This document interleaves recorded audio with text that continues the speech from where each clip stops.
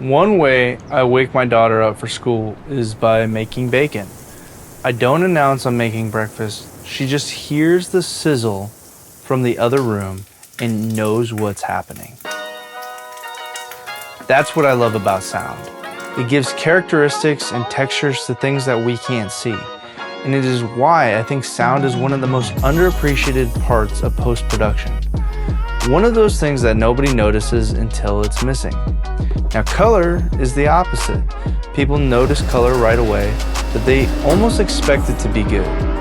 So what if I told you I haven't colored a frame of footage in over a year, and that handing that part off is exactly what's led to work with Amazon, Yamaha, and Bluehost. Hi, my name is Jacob Perkins, owner of Hens Bread Productions, a video production company out here in Austin, Texas. And today I'm going to show you a couple examples that by the end of the video, hopefully give you a greater appreciation for the parts of post-production most people overlook. A recent project was the VIP retreat for Modern Thyroid Clinic. What they contracted was simple, a 60-second B-roll piece they can run ads on. On day 3, I recorded patients telling their story, podcast style. And that wasn't in the scope. I just had a feeling it would be good to have. These were 10 VIP patients who had flown in from all over the country, and something told me to capture it. Then I cut to what we agreed on, and the feedback was that it didn't feel personal enough to market. That's when it clicked. I'm sitting on this footage. I told them, I think I could build something from the podcast if I take that testimony and form a narrative around it. That became the heart of the whole project. 7 episodes, each patient with their own story, because these weren't polished talking points. They were raw, emotional, and personal. The kind of thing that where everything rides on the voice. If the sound is off, you lose the moment. So when we make my daughter breakfast, we give her 3 or 4 things. She's got her fruit, her yogurt, some eggs, and bacon. And every time she reaches straight for the bacon, I tell her, bacon's good, baby, but let's have some fruit. Let's take a bite of the eggs.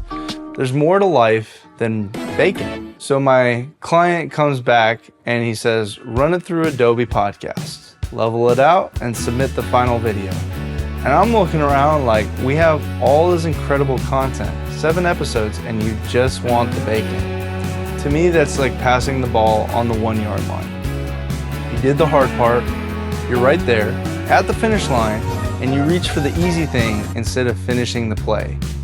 Once somebody actually mixes it, you can hear the difference immediately. Here's the raw. I was aging with hypothyroidism. Here's the algorithm.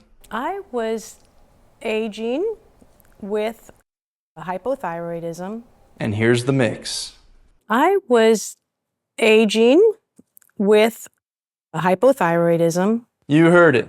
The raw one's flat, the algorithm's fine, it's cleaner, but everybody sounds the same.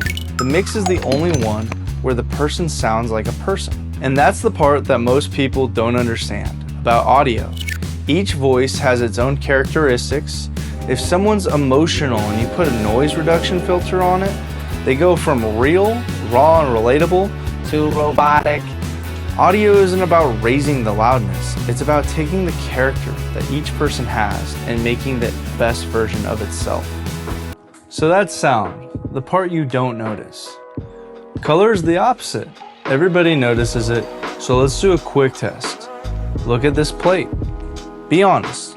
Does it A, look good, B, looks bad, or C, it's somewhere in between?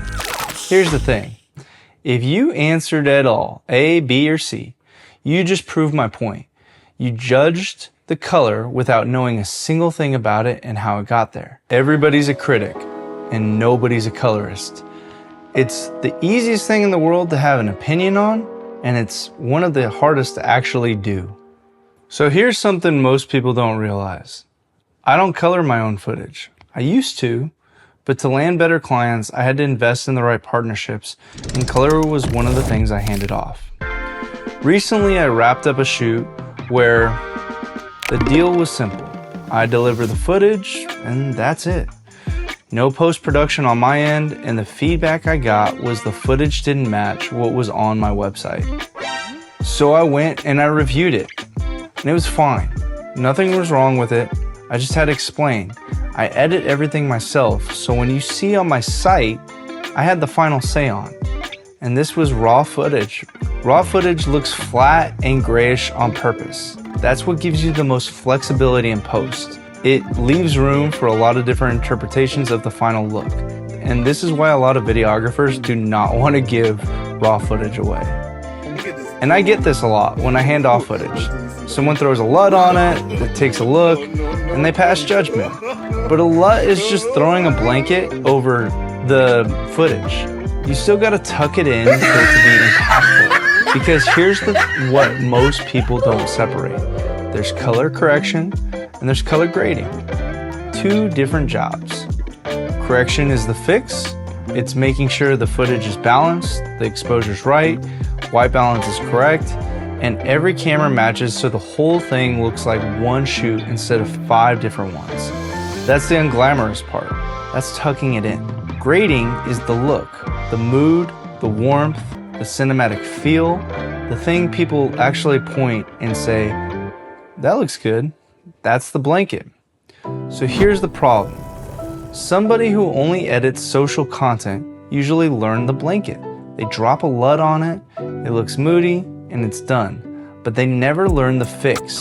So when they open up my raw footage and it doesn't look the way that they wanted to, they think something's wrong. When really, they just don't know what step they're on.